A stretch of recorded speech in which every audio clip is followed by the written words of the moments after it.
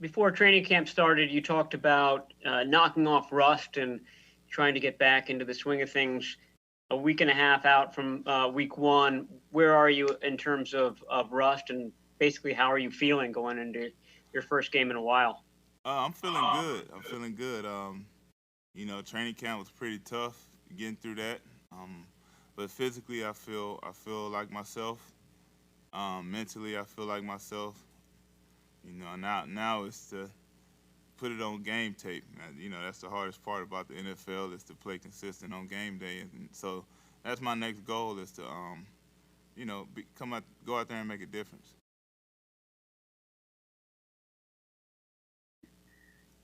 Trent, in making your comeback to play again, how much has it been a help to have Chris Furster on the coaching staff, and then of course John Benton? I know you have a relationship though with Furster. Yeah, having Fur here is honestly outside of Cal, it was one of the other main attractions that drove me here is that I knew I would have Coach Fur in my back pocket, and like I said, he basically had a huge hand in making me who I am today. So to be able to reunite with him after coming off a year I came off of, and him knowing me inside and out on a personal level and as a player, I just feel like it couldn't have got no better. Trent, you mentioned camp being tough, but obviously the circumstances surrounding it made it significantly shorter. Do you feel like you got enough practice time, given that you're joining, a new team, and given what continuity the team has and all it accomplished last year, what advantages do you think that has, just given that training camp was shorter?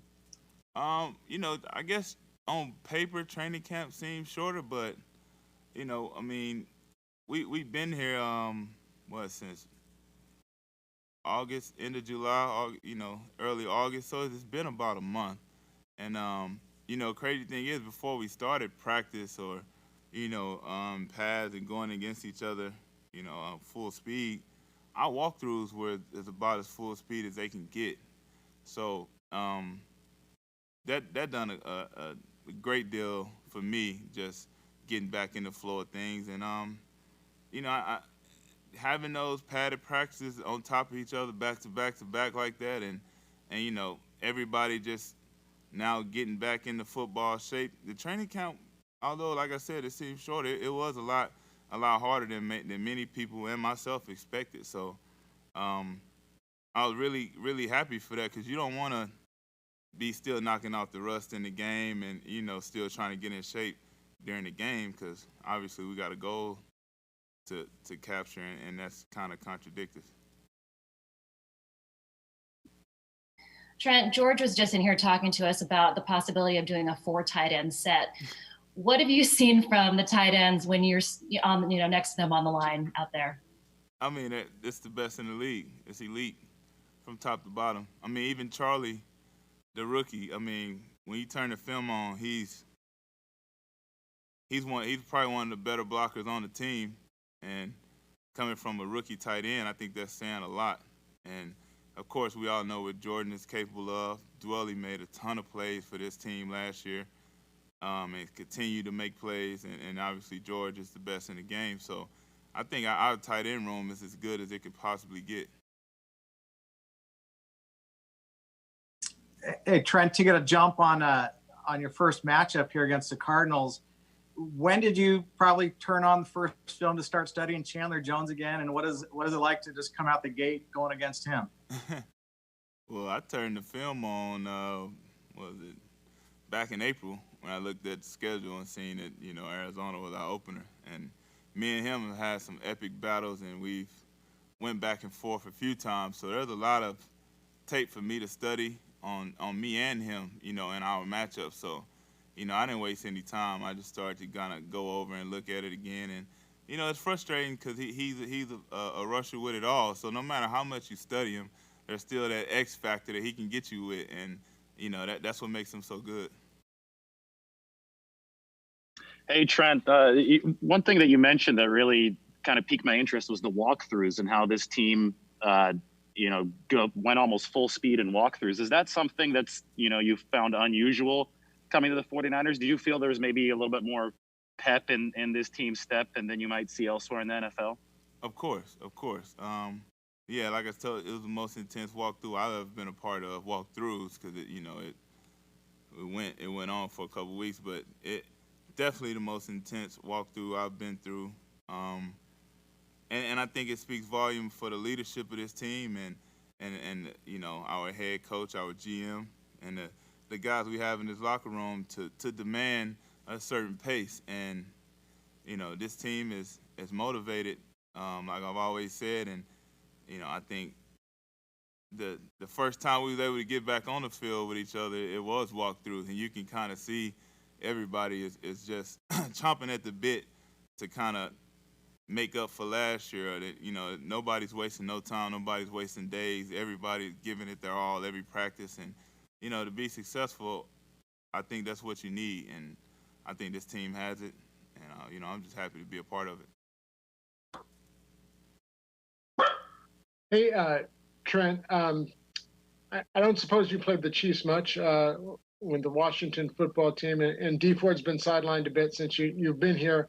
But do you have a scouting report on him? If so, whether from facing him live or just from film, and kind of what distinguishes him in your mind?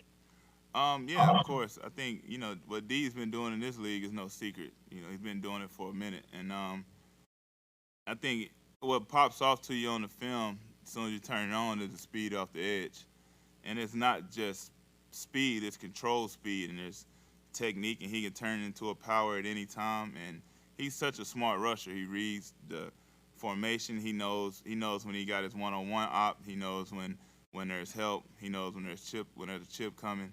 And he's just an elite pass rusher. And I think in every sense of the word, he's just an elite pass rusher. And he's been that way for long as I can remember seeing him.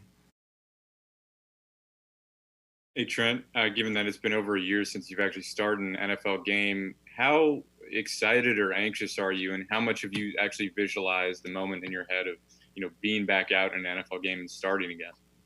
Every day, it's probably the first thing on my mind when I wake up, last thing on my mind when I go to sleep is, how is week one going to be? How is it going to be rolling out in front of an empty stadium? How is it going to be just having to open up with one of the best pass rushers in the game?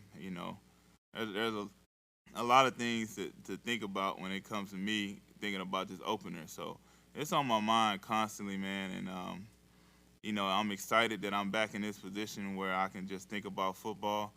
And I'm blessed to be in this position. And I just plan on taking advantage of it.